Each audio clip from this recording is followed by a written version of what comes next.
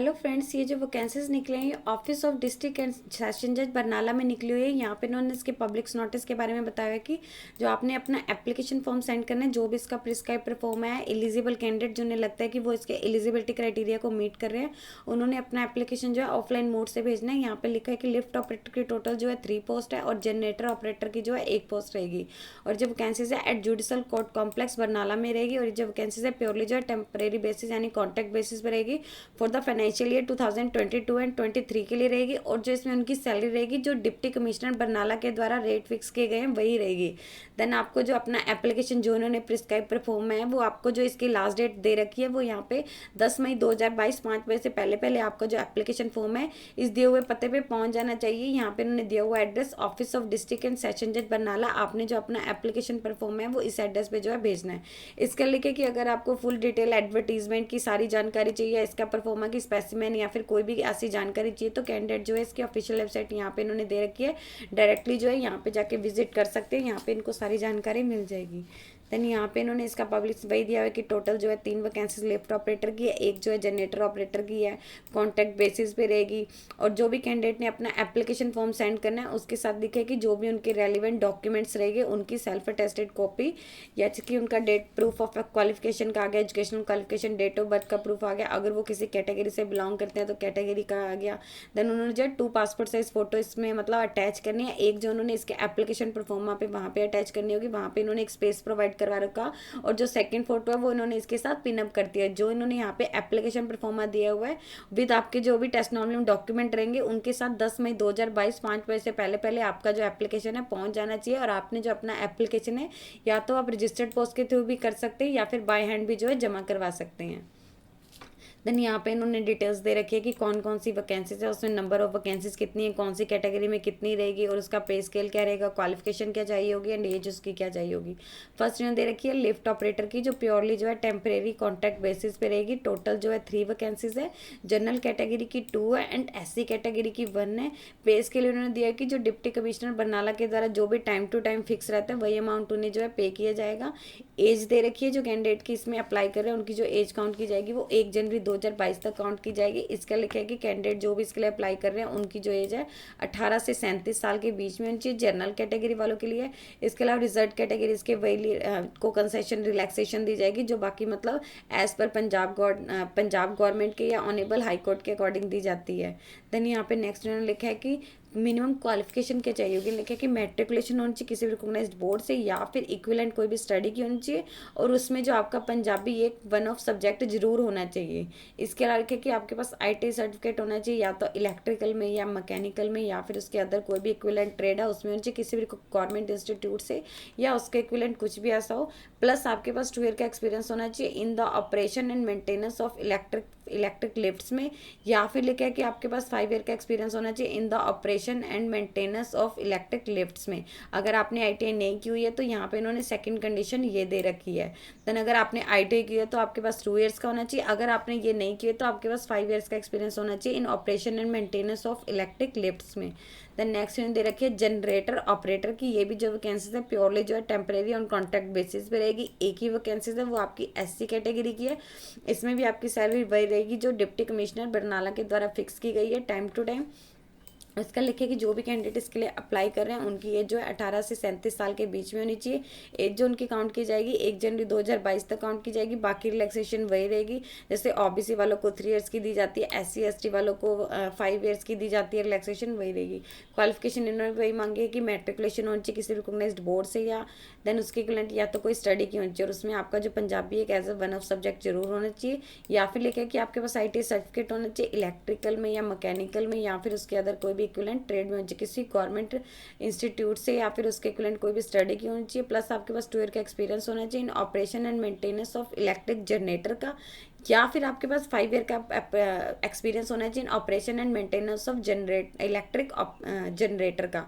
तो यहाँ पे आपने देख लेना है, अगर आपने ITI की है तो आपके पास 2 ईयर का एक्सपीरियंस होना चाहिए operation and maintenance of electric generator का, या फिर आपके पास 5 ईयर का होना चाहिए। देन यहाँ पे इन्होंने लिखे कि जो भी इन्होंने अब मेंशन ऊपर रिजर्वेशन बताई है वो रिजर्व है। देर इज अगर उन्हें कोई भी लगता है कि रिजर्व कैटेगरी का कैंडिडेट है इसके लिए सुटेबल नहीं है तो ये जो मतलब कैटेगरी ये जो वैकेंसीज है ये जनरल कैटेगरी को फॉरवर्ड कर दी जाएंगी। और जो नंबर ऑफ वैकेंसीज है वो टेंटेटिव है, वो घट भी सकती है बढ़ भी सकती है बिना किसी प्रायर नोटिस के दिए हुए। देन यहाँ पे जो इन्होंने बता रखे कि only SC candidate of Punjab domicile, उन्हीं को जो है रिलैक्सेशन मिलेगी जो पंजाब, जिनके पास पंजाब डोमिसाइल होगा, कि जो एससी कैटेगरी के कैंडिडेट है उन्हें रिलैक्सेशन मिलेगी। और इसके अलावा उन्हें अपना जो रेलिवेंट सर्टिफिकेट होगा वो इसके साथ अटैच करना होगा, जो आपका किसी भी कॉम्पिटेंट अथॉरिटी से मतलब इशू होना चाहिए। अगर आप उसको वहाँ पे रिप्रेजेंट करने में फेल हो जाते हैं तो आपको यहाँ पे लिखे कि एज अ जनरल कैटेगरी जो है काउंट किया जाएगा। देन लिखे कि कैंडिडेट के पास अगर maintenance and operation of lifts में या जनरेटर में कोई उनका मतलब एक्सपीरियंस है तो उन्हें जो है यहाँ पे प्रेफरेंसेस दी जाएगी। इसके अलावा यहाँ पे उनके जो इंटरव्यू का डेट टाइम एंड वेन्यू के बारे में बताया गया कि जो भी इंटरव्यू इन्हें लगेगा कि जो भी एलिजिबल कैंडिडेट है उनका जो इंटरव्यू कंडक्ट किया जाएगा। और आपका जो इंटरव्यू होगा वो 21 मई 2022 को 2 बजे होएगा दोपहर में, new judicial court complex Barnala में रहेगा। इसके लिखे कैंडिडेट को अपने मतलब एडवाइस की जाती है कि वो इसकी ऑफिशियल वेबसाइट को रेगुलरली चेक करते रहे फ्रिक्वेंटली। कोई भी न्यू अपडेट के लिए कोई भी उनको सेपरेट से या फिर इंडिविजुअली इन्फॉर्मेशन नहीं दी जाएगी। जो भी होगी कैंडिडेट को इसके ऑफिशियल पे ही, इसकी ऑफिशियल वेबसाइट पे ही आएगी। कोई इंडिविजुअली उन्हें जो है इन्फॉर्मेशन नहीं दी जाएगी। सिलेक्शन क्राइटेरिया के बारे में बात करेंगे। जो आप कैंडिडेट की सिलेक्शन है वो प्योरली जो है इंटरव्यू के बेसिस पे रहेगी, जो यहाँ पे उन्होंने बता रखा है 21 मई 2022 को 2 बजे होगा। देन यहाँ पे इन्होंने नोट्स दे रखे हैं। कैंडिडेट ने जो भी अपना इनका प्रिस्क्राइब परफॉर्म है उसमें जो भी उन्होंने कंप्लीट डिटेल्स भरनी है वो कैपिटल लेटर्स में भरनी है। Candidate has to send signed application form, उन्होंने जो भी अपना मतलब साइंड एप्लीकेशन फॉर्म उसमें जहाँ पे उन्होंने साइन दिए होंगे वही भेजने हैं।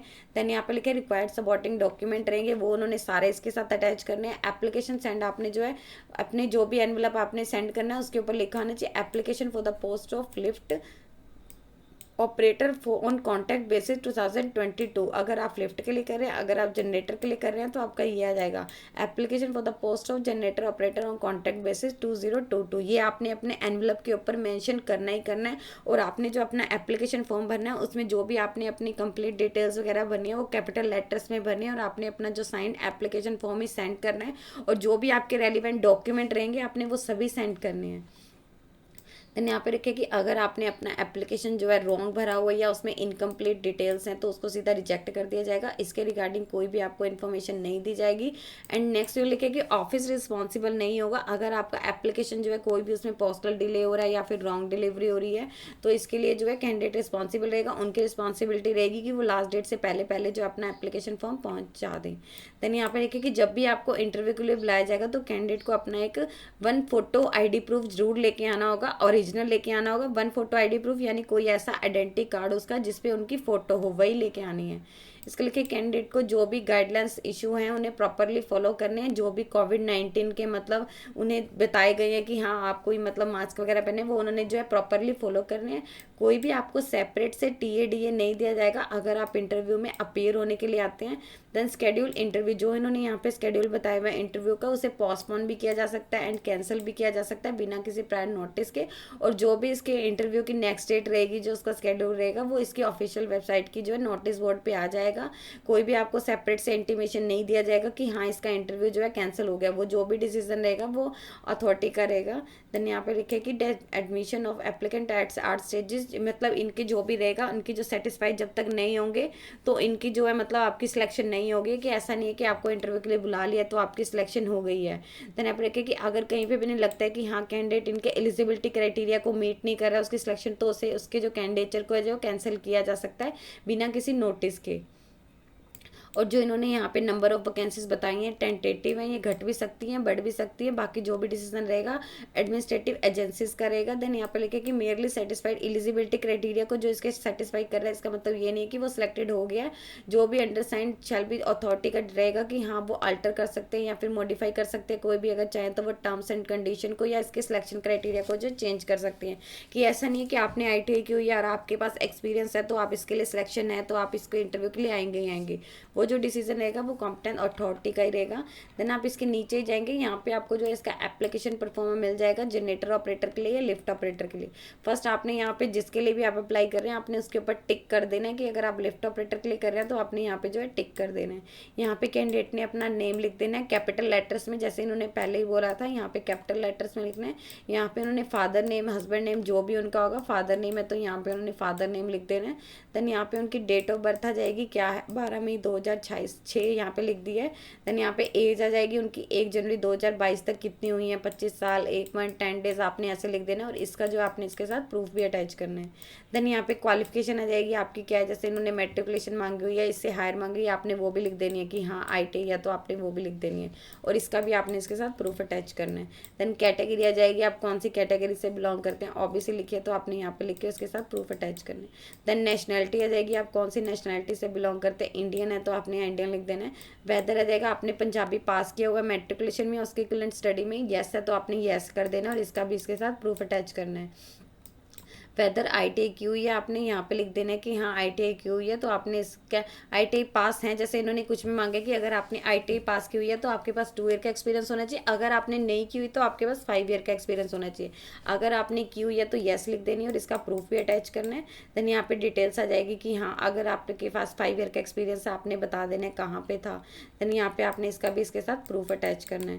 देन नेक्स्ट में आपका कॉरेस्पॉन्डेंस या परमानेंट एड्रेस आ जाएगा, जो भी आप करेगा, पोस्ट ऑफिस है अगर गाँव में, तहसील कौन सी है, डिस्ट्रिक्ट कौन सी है, स्टेट कौन सी है, यहाँ पिन कोड आ जाएगा। यहाँ पे कैंडिडेट ने अपना एक वैलिड फ़ोन नंबर भर देना है, जो भी यहाँ पे रहेगा। यहाँ पे उन्होंने अपने सिग्नेचर कर देने हैं कि हाँ जो भी उनके रहेंगे, और जो इन्होंने यहाँ पे डिटेल्स बताई है वो उन्होंने करेक्ट भरनी है। यहाँ पे उन्होंने सिग्नेचर भी जरूर करनी है।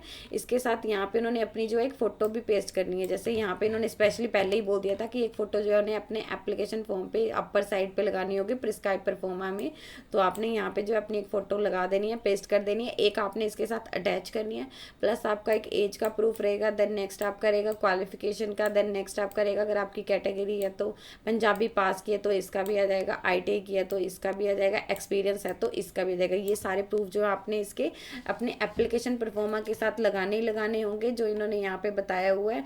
देन आपने उसके ऊपर मेंशन करना होगा कि आपका जो भी यहाँ पे इन्होंने एप्लीकेशन दे रखा है कि हाँ application for the post of lift on contract basis 2022, और यहाँ पे 21 यहाँ पे इन्होंने जो लास्ट डेट दे रखी है उससे पहले पहले जो आपका एप्लीकेशन है 10 मई 2022 5 बजे से पहले पहले आपका एप्लीकेशन जो है इस दिए हुए पते पे भेज देना चाहिए। यहाँ पे इन्होंने एड्रेस दे रखा है office of district and session जज बरनाला, ये आपका पूरा का पूरा एड्रेस रहेगा। यदि आपको इससे रिलेटेड और अधिक जानकारी चाहिए तो आप इसकी ऑफिशियल वेबसाइट पर जाकर चेक कर सकते हैं, जिसका लिंक मैं आपको डिस्क्रिप्शन बॉक्स में डाल दूंगी। यदि आपकी इस वीडियो से रिलेटेड कोई भी क्वेरी है तो आप हमें कमेंट सेक्शन में लिख के बता सकते हैं। वीडियो अच्छी लगी हो तो प्लीज़ लाइक एंड शेयर। इस तरह के इन्फॉर्मेटिव वीडियोस को देखने के लिए आप हमारे यूट्यूब चैनल को सब्सक्राइब कीजिए।